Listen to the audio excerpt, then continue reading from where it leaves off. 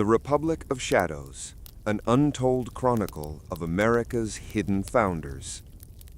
The night the Liberty Bell cracked for the last time, a boy in Philadelphia swore he heard it whisper a secret, not about freedom, but about the price of it. His name was Samuel Archer, son of a blacksmith, grandson of a man who fought at Yorktown, and heir to a truth buried deeper than any musket ball in American soil. Chapter 1. The Sound Beneath the Bell. Philadelphia, 1846. The Liberty Bell was never supposed to sound that night. Its bronze skin, scarred and darkened by decades of use and neglect, had been silenced for years after the infamous crack that left its voice broken. And yet, as a storm rolled over the city, the bell shivered in its wooden frame. Lightning split the sky above Independence Hall, illuminating the iconic structure in jagged electric brilliance.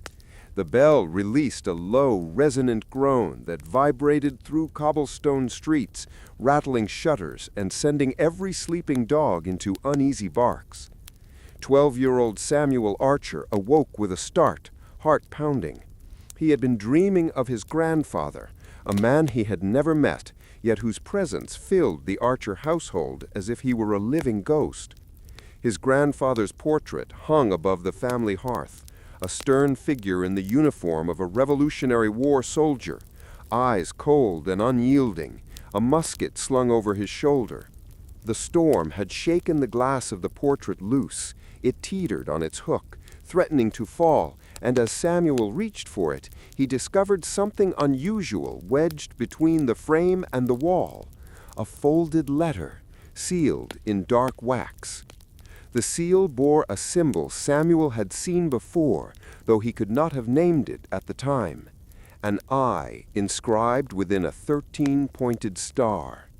It was carved faintly in the iron anvil in his father's workshop, the one object in the Archer home that seemed more sacred than any book or clock.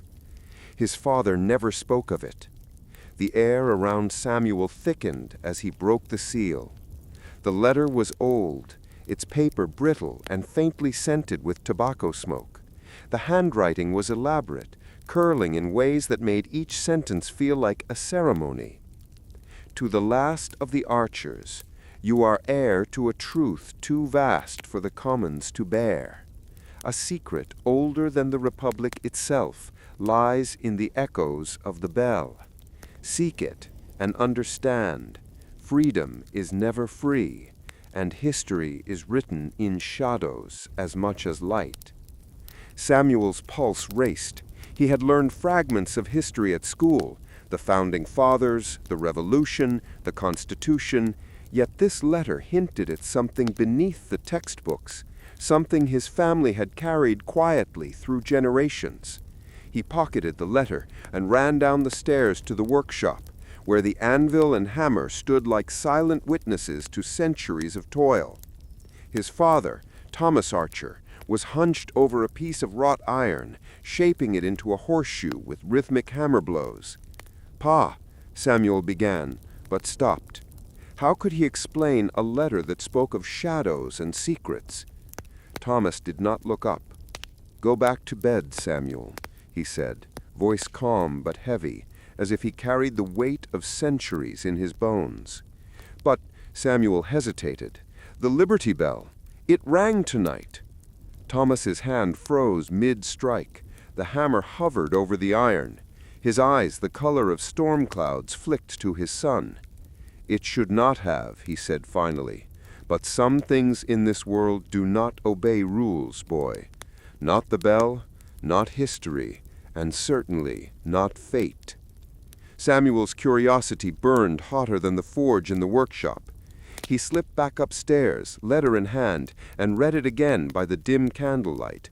There were names, cryptic references to events Samuel had only heard whispered about in the local taverns, and a date, July 4, 1776, the day his grandfather's grandfather had fought at Yorktown, though that battle had taken place 8 years after the Declaration of Independence. It made no sense. But the letter did not lie.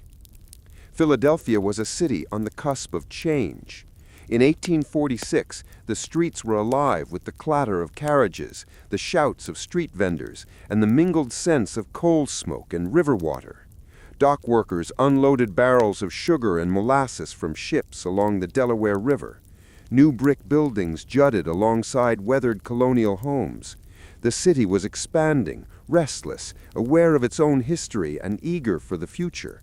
And yet, beneath the surface of daily life, a network of secrets thrived. Whispers of societies and orders whose influence stretched back to the founding fathers, controlling commerce, politics, and knowledge with invisible hands. He could feel it, though he could not yet name it. That night, he crept out of the house, drawn toward Independence Hall. The storm had passed, leaving a misty fog hovering over the city. Cobblestones glistened with rain, lanterns flickered in the early morning hours, and the Liberty Bell sat silently, yet still seemed to hum with life. Samuel pressed his small hands to the cold iron railing surrounding the bell and felt a vibration run through his fingertips. The letter burned in his pocket, as if impatient for him to understand. A shadow moved near the base of the bell tower. Samuel stiffened. He could see a figure cloaked in dark cloth, face hidden beneath a wide-brimmed hat. The figure held something. A box, small and heavy, wrapped in leather straps. Before Samuel could call out, the shadow vanished into the mist, leaving only the faint scent of tobacco and candle wax. Samuel's mind raced. Who could it be? And why had the bell cracked for the first time in decades at the exact moment the letter had fallen into his hands? The next day, Samuel tried to carry on as if nothing had happened, but his eyes could not stop scanning the streets, alleys, and taverns. He listened intently to the conversations of shopkeepers, the laughter of children, the gossip of sailors on the docks. He knew now that there was more to Philadelphia, more to the history he had been taught than any teacher could tell. At school, his teacher Mr. Whittemore lectured about the Revolution, emphasizing heroes and battles, liberty and law. Samuel's mind wandered to the letter and the bell. He wondered if anyone else knew of the secret orders, the hidden networks that shaped the fate of the nation. Could his family be part of something that stretched back to George Washington and beyond? After school, Samuel ventured to Elfreth Alley, the oldest residential street in America. He had read that some of the original artisans and tradesmen of Philadelphia had once lived there. Perhaps, he thought, someone on this street could help him understand the letter's cryptic message. He noticed a small, unmarked door between two brick row houses. Hesitant, he knocked. There was no answer. A creak echoed inside, and the door slowly opened. Samuel peered into a dimly lit room filled with shelves of books, papers, and artifacts. Candles burned in iron sconces, their smoke curling upward. A man emerged from the shadows. He was elderly, with hair like silver wire and eyes sharp as a hawk. "You found it," the man said, voice low and knowing. "Found what?" Samuel asked, clutching the letter. "The letter," he said, "and the bell. You are meant to carry it forward. But be warned, boy. The truth you seek comes with danger. There are those who would kill to keep it hidden." Samuel's heart pounded. Who are you?" "My name is not important. What matters is what I represent. I have protected this city, this country, for decades from those who would twist its founding principles. Your grandfather knew of me. Your father knew of me. And now it is your turn." The man handed Samuel a small key. "It opens a chest in the cellar of your house. Inside are items that belonged to your grandfather. They will guide you." Samuel returned home, excitement and fear warring in his chest. The cellar was dark and cold. He found the chest, an oak box reinforced with iron bands. Inside were journals, letters, maps, and a small, intricately carved amulet shaped like the Liberty Bell. Every item seemed imbued with history, weight, and purpose. As Samuel turned the amulet over in his hand, he understood. His life had changed irrevocably. He was no longer just a boy in Philadelphia.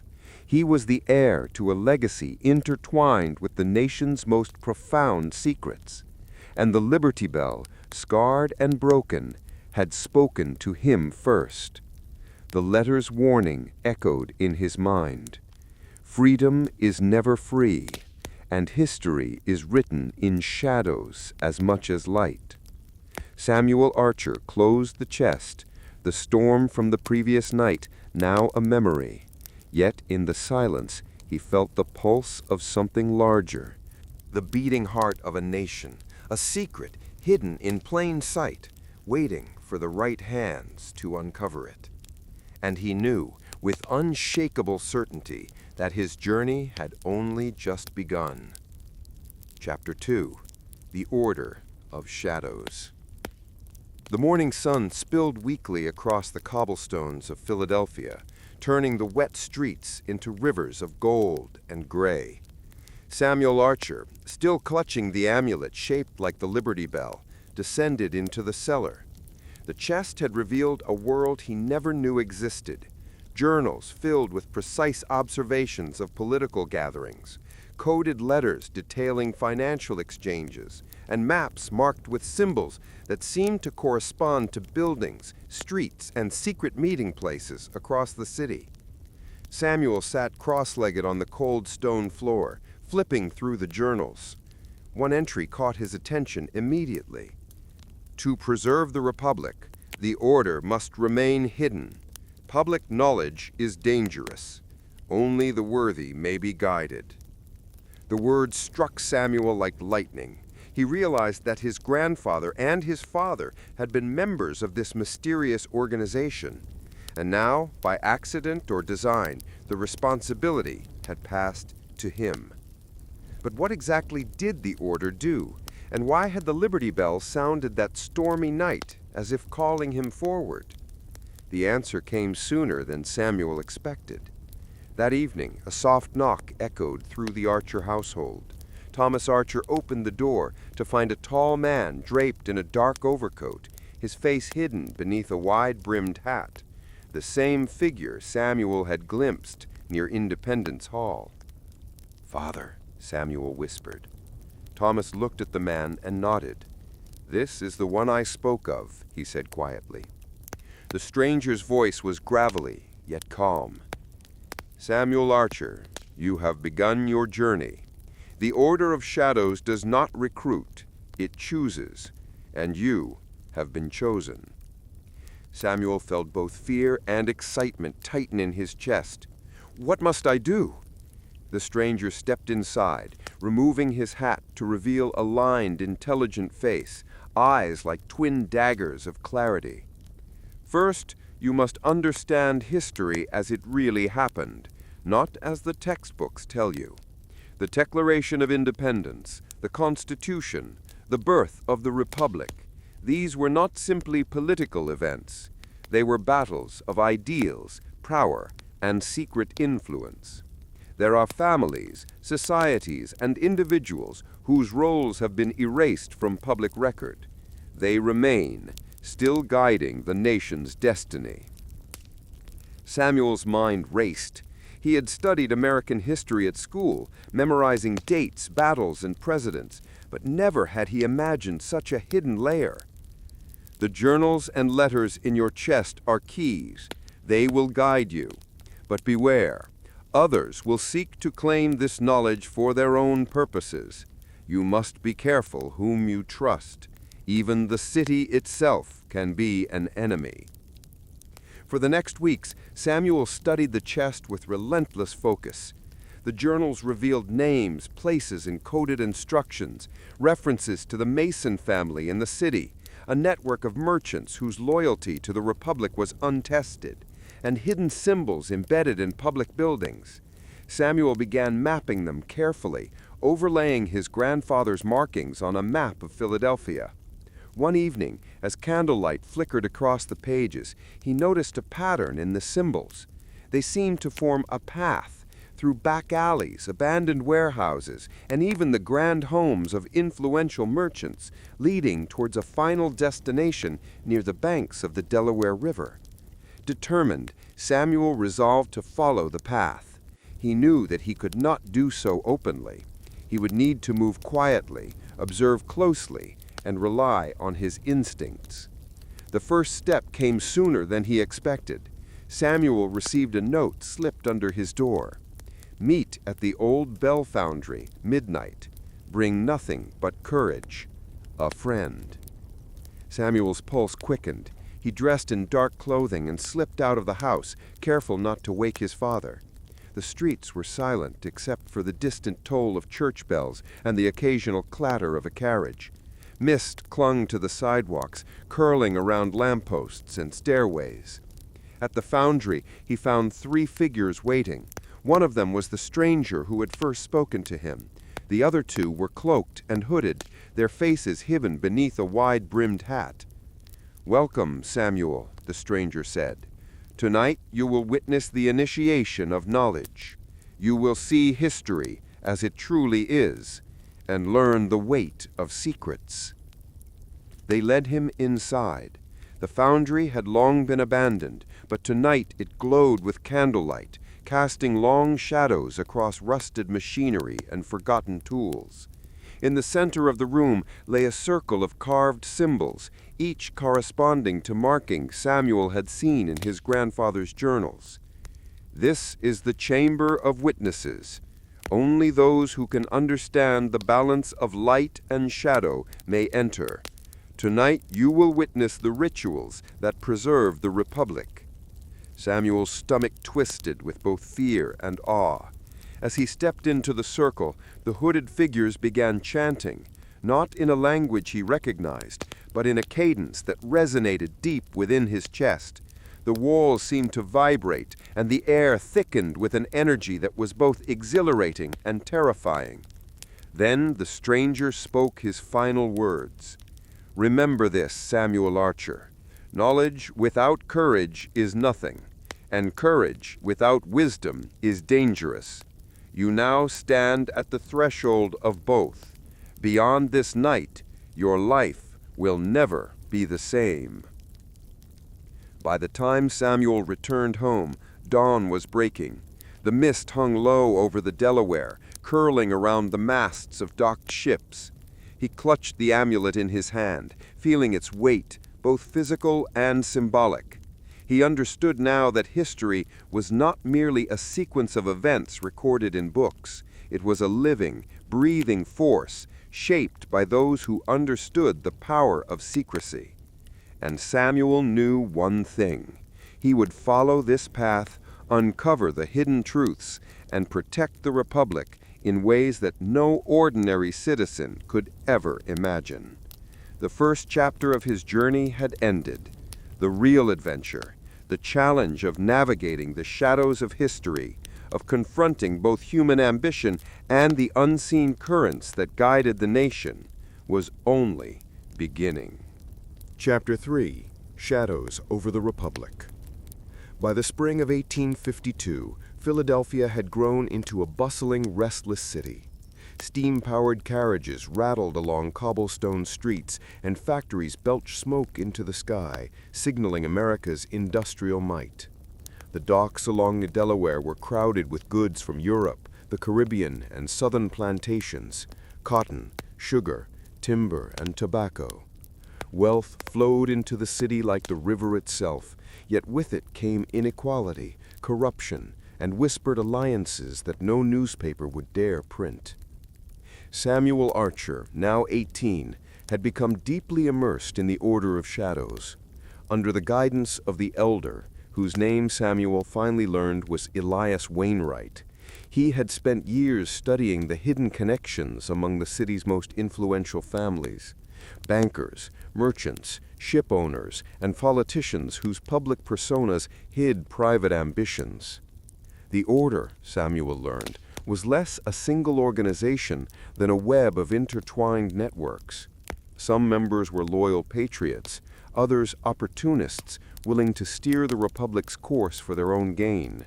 And the order's true purpose, Samuel realized, was not merely preservation, but balance, a delicate act of preventing any one faction from controlling the nation. One evening, Elias summoned Samuel to a secret meeting near the docks. The air smelled of salt water and coal smoke, and the sound of the tide hitting the piers created a rhythm, almost like a heartbeat. "Samuel," Elias said, pulling a folded map from his coat, "we have a problem."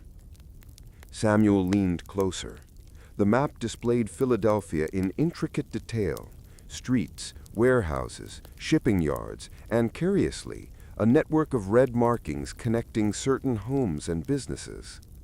These, Elias explained, are points controlled by a faction seeking to influence the national debate on slavery. They aim to profit from tension between North and South, manipulating politicians and the press. If we do not intervene, the Republic may fracture before it is fully mature. Samuel traced the line connecting the homes of several prominent merchants.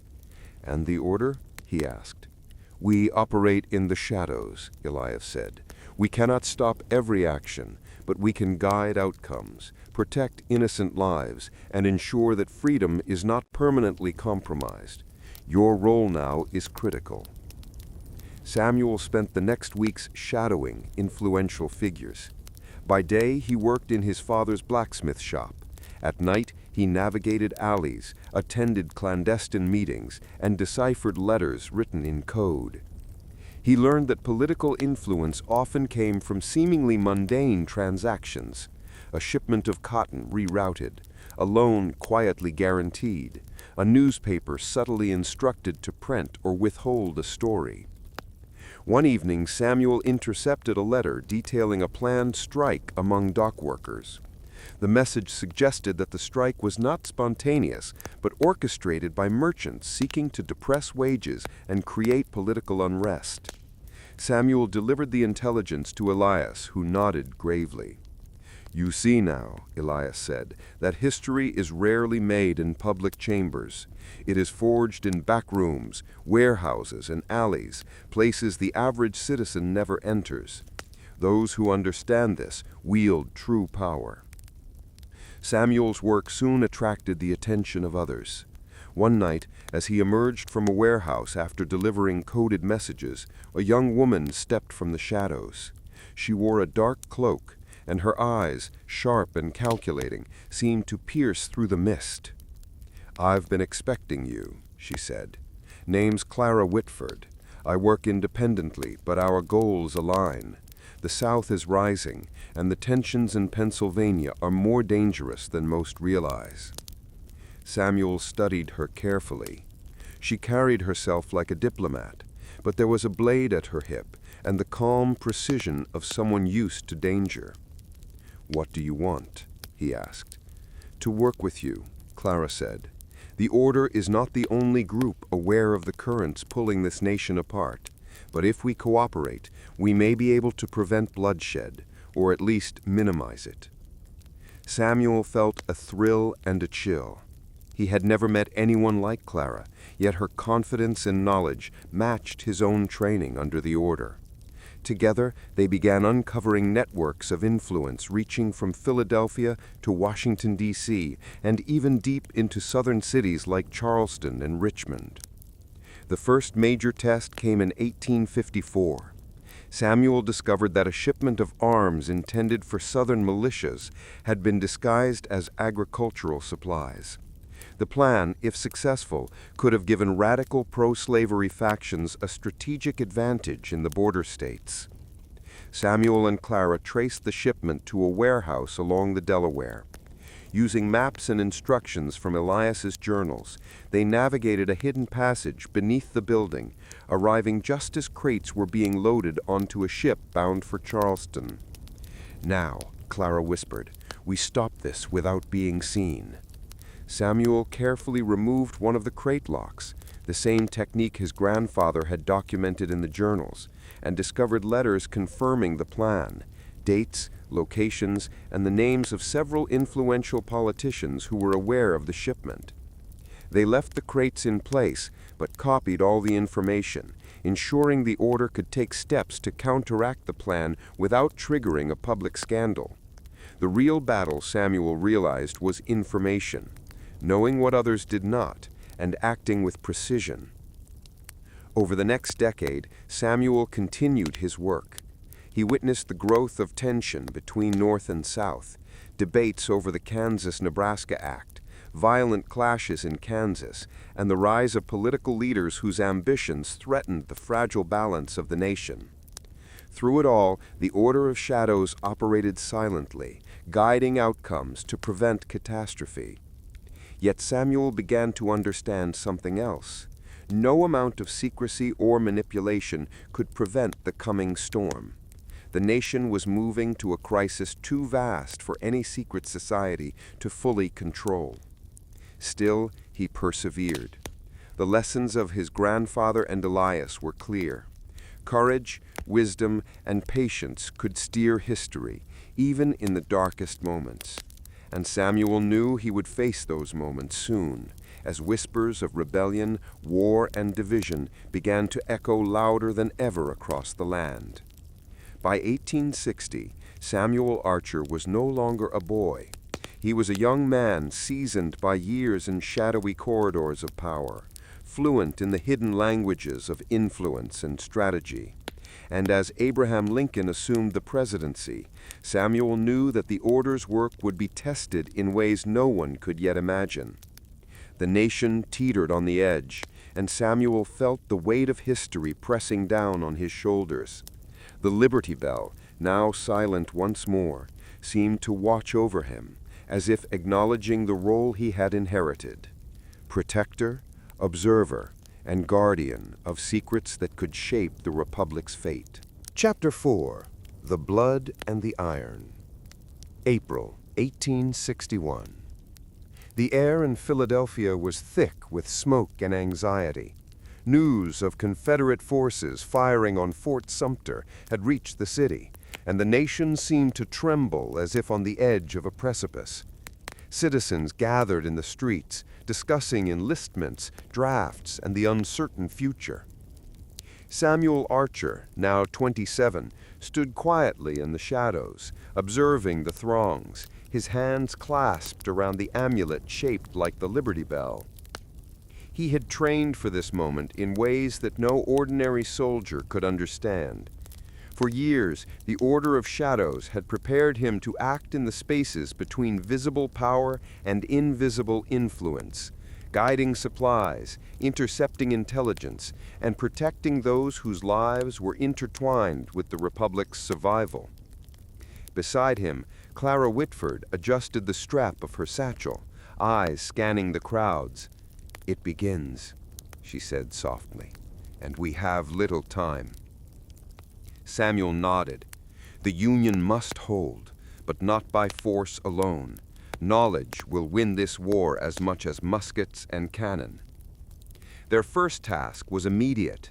Samuel and Clara had received intelligence suggesting that a Confederate sympathizer network in Philadelphia was planning to sabotage Union supply lines.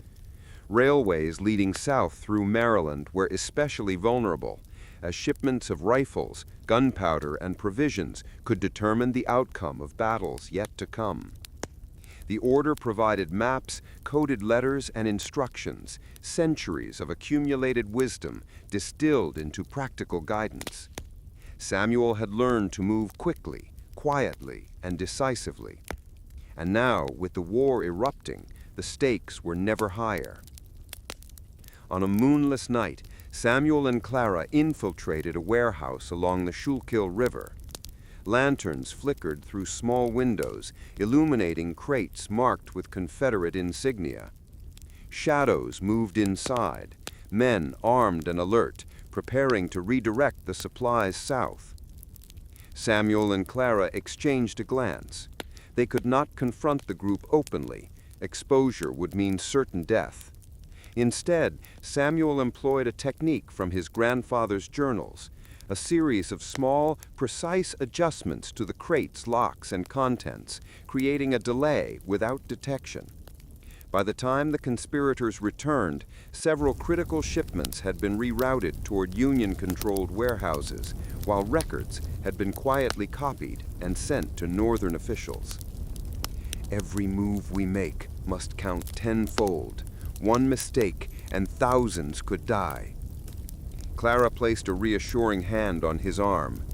"We are only beginning," she said. "This war will test everything we've learned: strategy, courage, loyalty." The Civil War did not wait for preparation.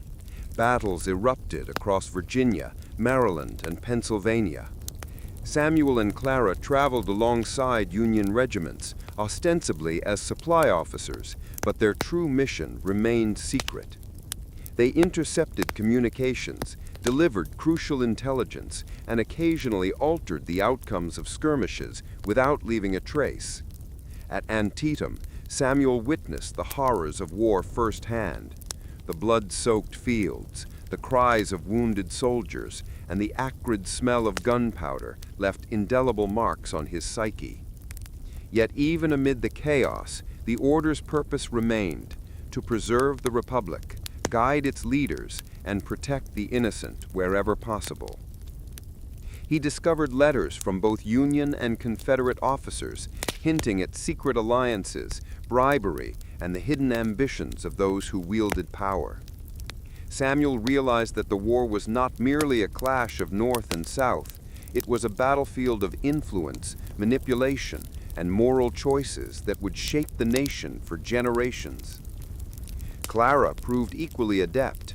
She intercepted a courier carrying plans for an attack on a Union garrison in Maryland, using knowledge of the city's hidden alleys and tunnels to guide troops away from danger. Her intelligence saved hundreds of lives, though no official record ever credited her.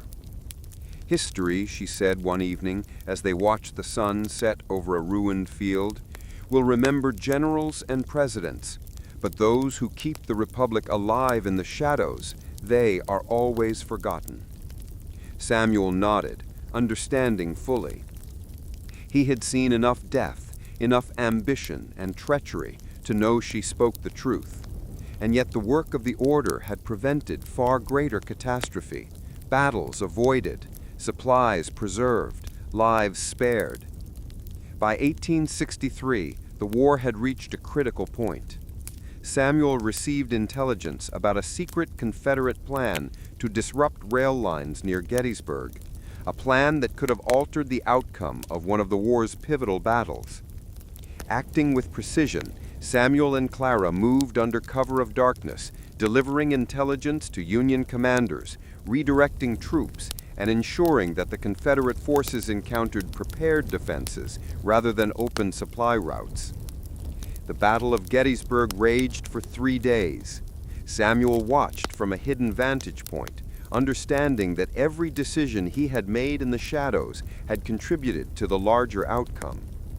Union victory, in part, was a result of unseen hands guiding events, the very principle the order had always upheld. Yet the Civil War also tested Samuel's morals and resolve. He had to choose between saving individuals he knew personally and preserving strategic advantage for the greater good. Some nights he would write in his grandfather's journals, recording choices that weighed heavily on his conscience, aware that future generations might never know the sacrifices made in secret. "War," Elias Wainwright had once said, "is the ultimate test of courage and judgment, and in every shadow there is light waiting to be uncovered." Samuel understood that now more than ever. The Republic itself teetered, and the price of its survival was steep. The war finally drew to a close in 1865, leaving a landscape scarred by destruction and mourning. Samuel returned to Philadelphia, weary but resolute. He had witnessed the collapse of cities, the fall of leaders, and the emergence of a nation tested to its core. Yet the order endured, its mission unchanged, to protect the Republic from threats both visible and hidden, ensuring that liberty could survive beyond the headlines and history books. Samuel reflected on the Liberty Bell, still silent in Independence Hall. It had witnessed the founding of a nation, the upheaval of civil strife, and the work of those committed to preserving freedom from the shadows. And now Samuel knew that his life's work was far from over. Chapter 5. The Gilded Veil. Philadelphia, 1870. The city had changed. Smoke from factories choked the sky, railroads crisscrossed the streets, and new mansions rose alongside crumbling brick homes of artisans who had once supported the revolution.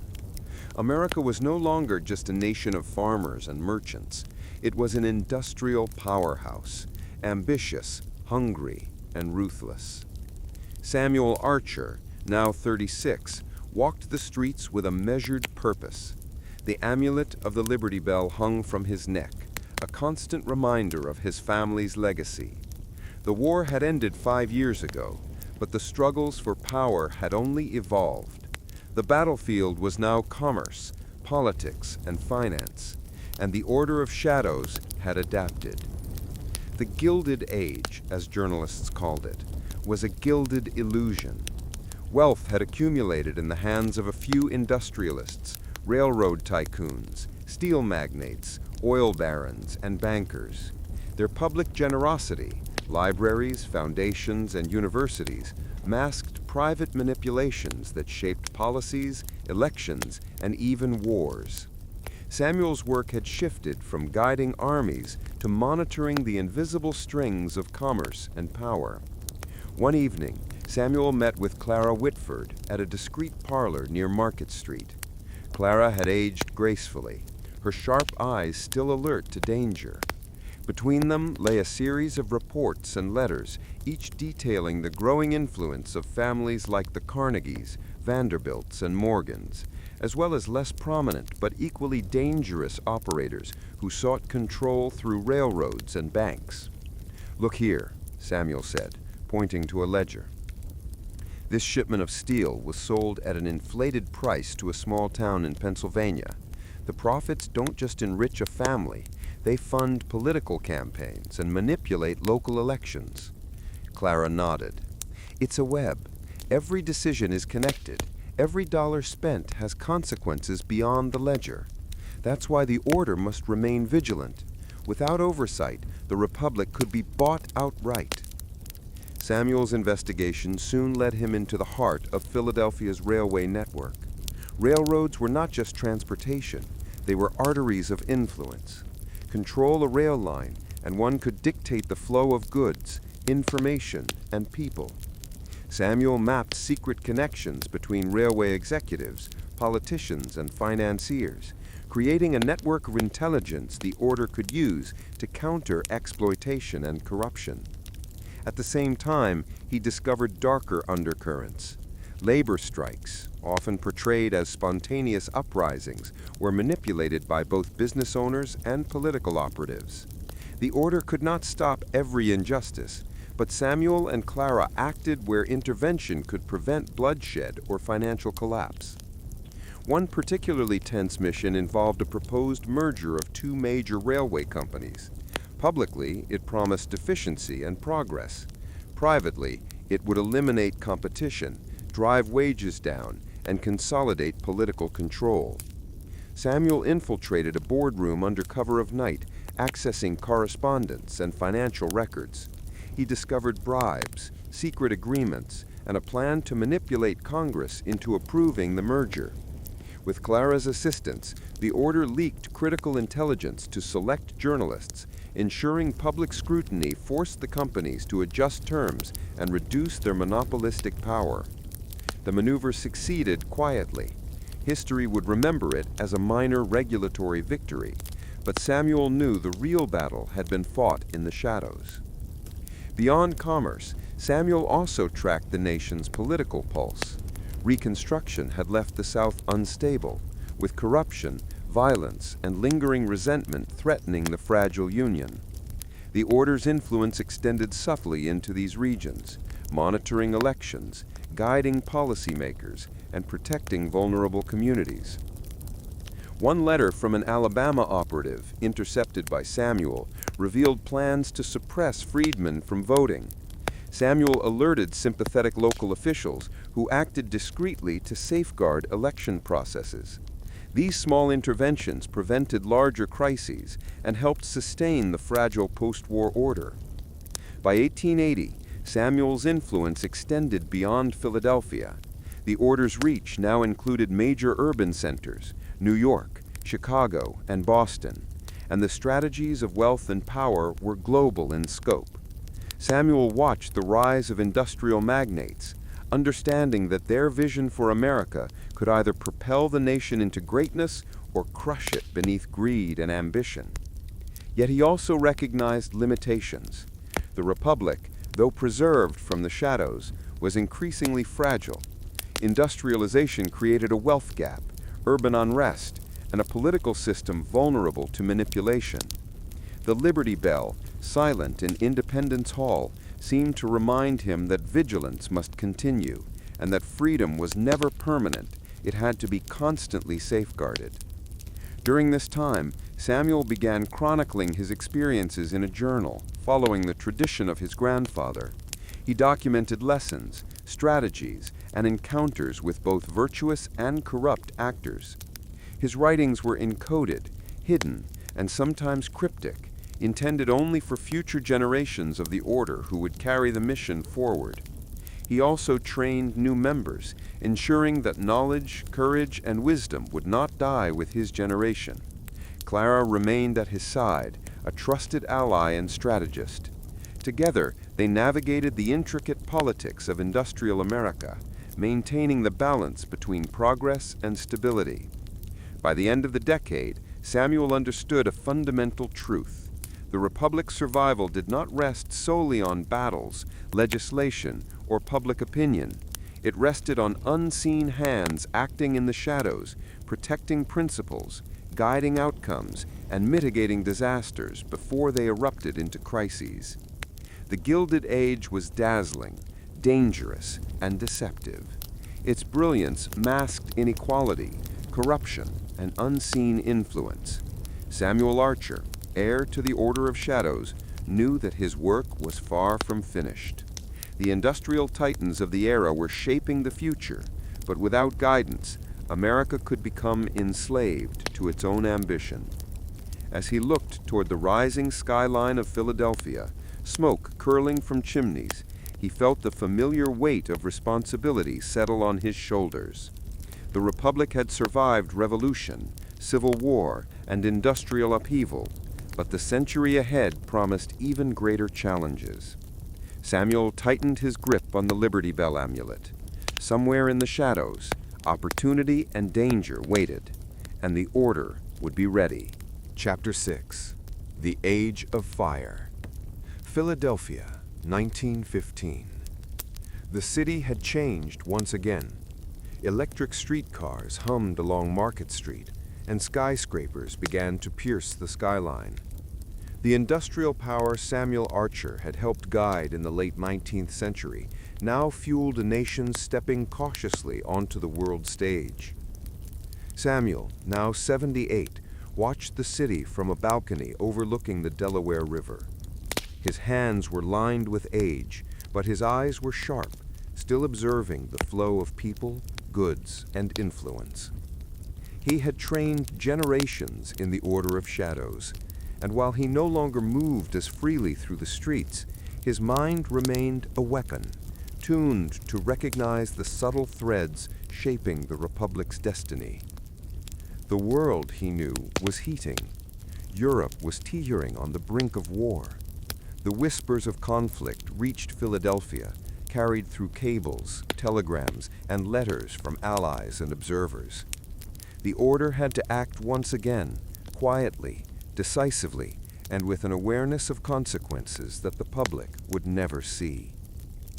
Samuel's successor, his grandson Henry Archer, now 30, had begun to take a more active role. Under Samuel's guidance, Henry had studied industrial finance, global politics, and intelligence networks. Together, grandfather and grandson coordinated efforts to monitor arms shipments, manipulate communications, and subtly guide political decisions. The First World War had begun in Europe, but the United States remained neutral. Samuel and Henry knew that neutrality was fragile. Powerful industrialists, arms manufacturers, and financiers were pressing for intervention to expand influence and profit. The order worked to ensure that America's eventual involvement would serve the Republic's long-term interests, not the short-term greed of private parties. By 1917, the United States entered the war. Samuel coordinated with both military and industrial leaders, providing intelligence about shipping routes, potential sabotage, and hidden alliances that could undermine the war effort. Every decision had ramifications. A delayed shipment could save thousands of lives, but also alter international diplomacy. Samuel had learned over decades that influence wielded in secret often mattered more than armies in the field. Henry proved adept at navigating the modern world of radio communications, coded telegraphs, and financial leverage. He intercepted a plot by foreign agents to manipulate American munitions contracts, redirecting them toward private profiteers rather than strategic defense. The plot was thwarted, quietly, and no historian would ever know the truth. The post-war years brought a new kind of challenge, the Roaring Twenties and economic excess. Wall Street thrived, and new technologies, automobiles, electricity, and telecommunications reshaped society.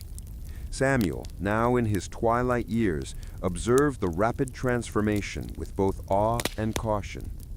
The order worked tirelessly to balance industrial ambition with public welfare, warning against speculative bubbles and political corruption. But warnings alone could not prevent disaster. By 1929, the stock market crash sent the nation into the Great Depression.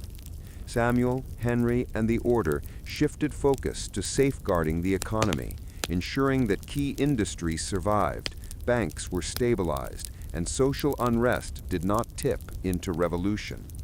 The public saw government action, but few understood the invisible guidance that made those measures effective.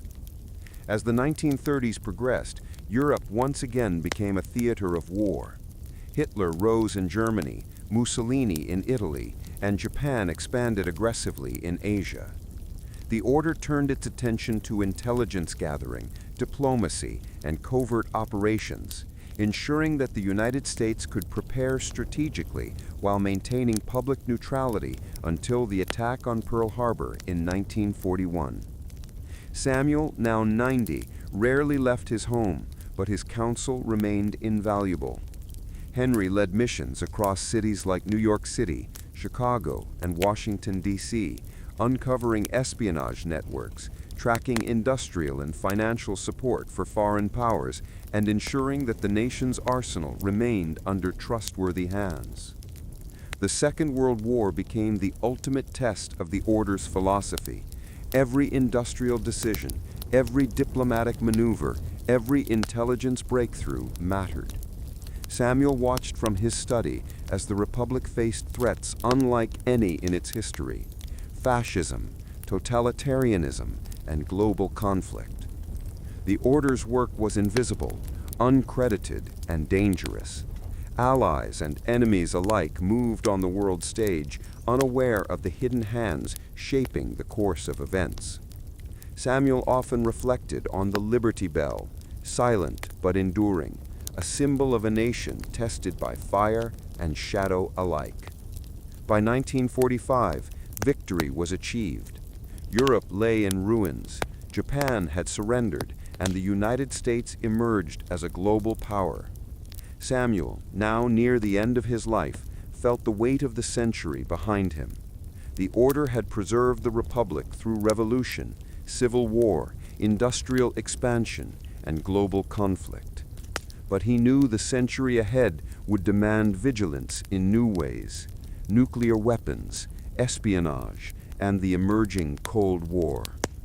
Before passing, Samuel recorded his final instructions in the Order's journals, emphasizing the importance of wisdom, courage, and secrecy. He entrusted Henry with the continuation of their mission, knowing that the Republic's survival would always depend on the unseen guardians of history. Chapter 7. The Atomic Promise. Washington, D.C., 1945. The air was thick with smoke, tension, and uncertainty. World War II had ended, but the instruments of destruction had changed forever. The United States had demonstrated the power of the atom in Hiroshima and Nagasaki, and the world trembled under the weight of nuclear capability. The Republic, triumphant yet fragile, now faced new challenges. The invisible currents of power had grown more complex, more global, and far deadlier. Henry Archer, now in his 50s, walked the corridors of the Pentagon, reviewing reports on nuclear research, Soviet intelligence, and political developments. The Order of Shadows, which had preserved the Republic through centuries of war and upheaval, now confronted a new era, one in which mistakes could annihilate nations in minutes. Beside him, a young operative named Samuel Archer III, the great-grandson of the original Samuel, reviewed communications intercepted from the emerging Soviet bloc. The world had shrunk. Missiles, satellites, and the ability to deliver death globally required foresight, judgment, and secrecy beyond anything prior generations had faced. The Order's influence extended into scientific research, industrial production, and political decision-making. They monitored the Manhattan Project's legacy, ensuring that atomic knowledge was carefully guarded. Henry and Samuel III guided scientists, military leaders, and politicians, subtly shaping the new nuclear strategy while avoiding mass panic or reckless escalation.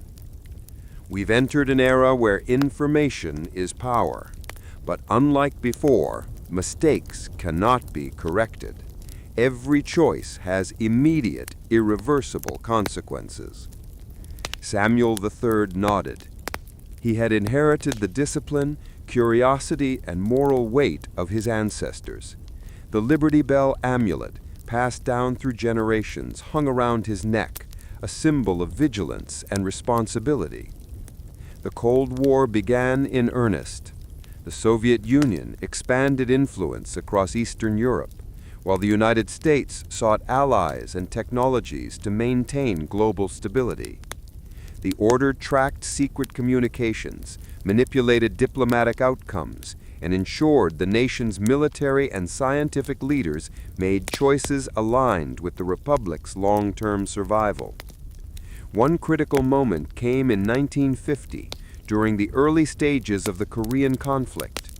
Intelligence suggested that a nuclear escalation was being considered by factions within both superpowers.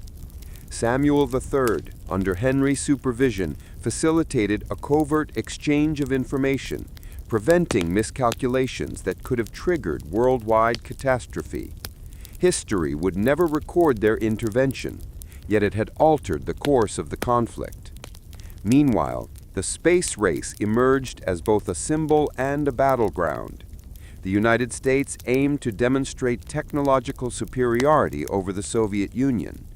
NASA's programs were not just public endeavors.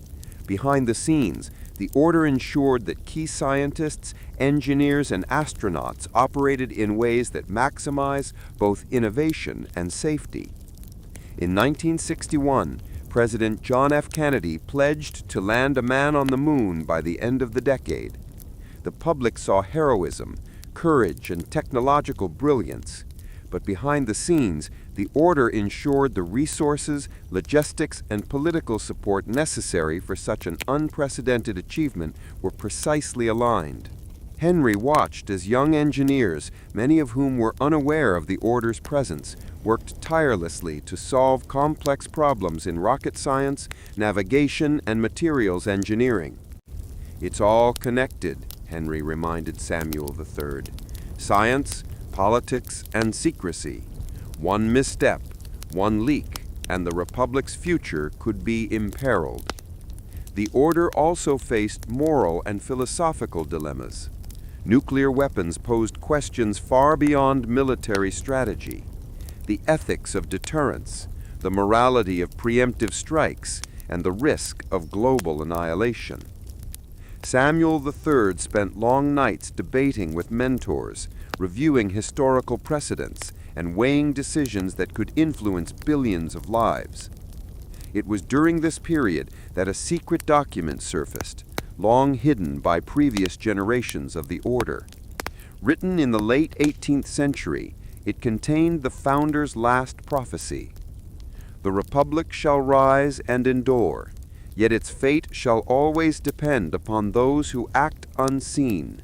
When power becomes absolute, the Republic may falter. Seek balance, act with wisdom, and remember that freedom is sustained not by spectacle, but by vigilance."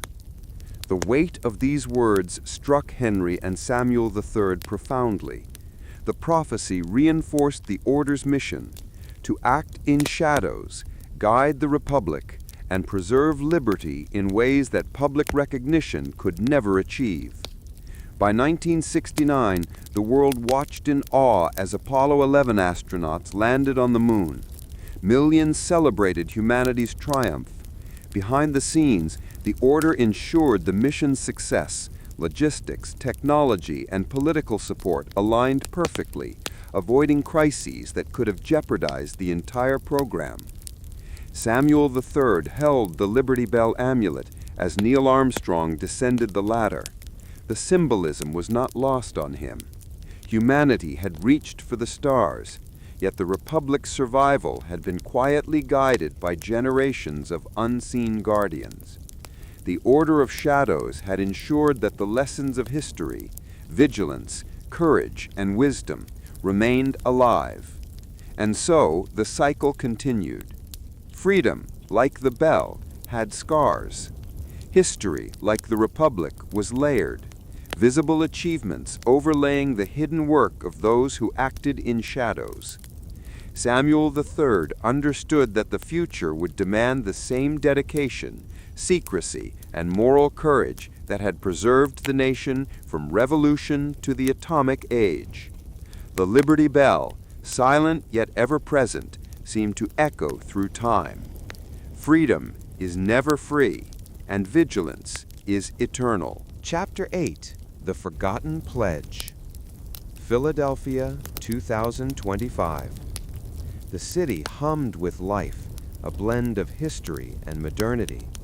Electric buses glided past cobblestone streets, preserved in pockets of old city.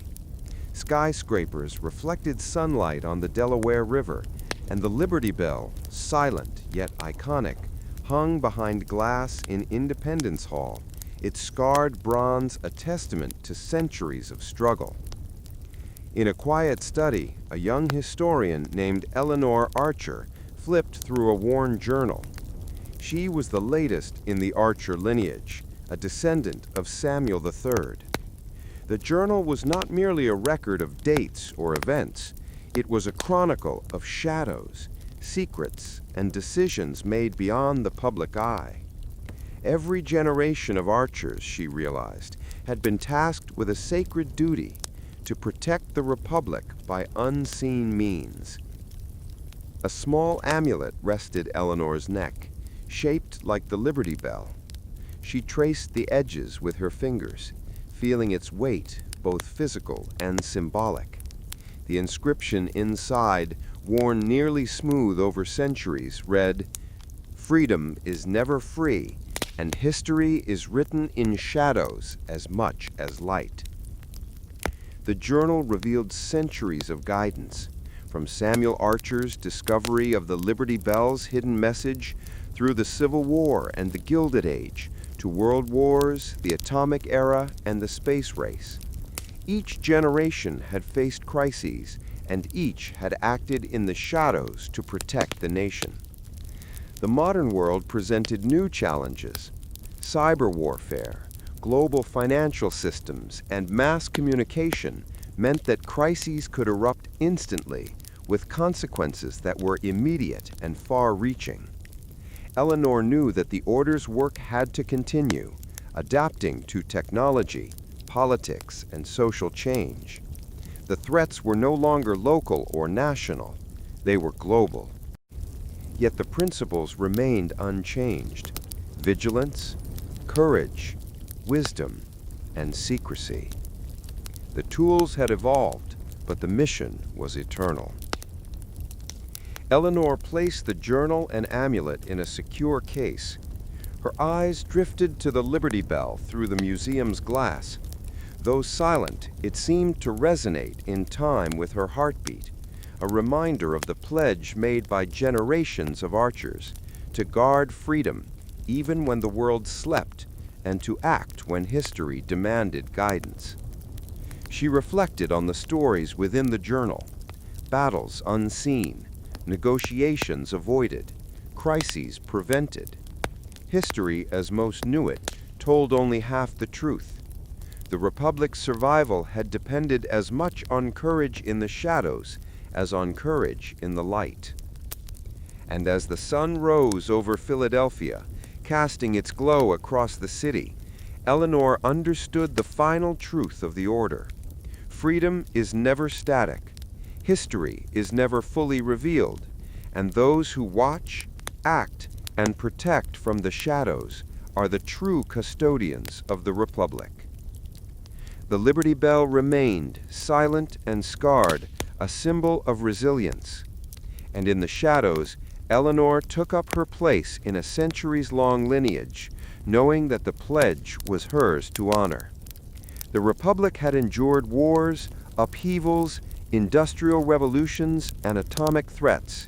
It would endure again, because some actions were meant to remain unseen, some sacrifices unrecognized, and some legacies eternal. The pledge was clear, the mission ongoing, and the bell, ever watchful, waited for the next generation of guardians.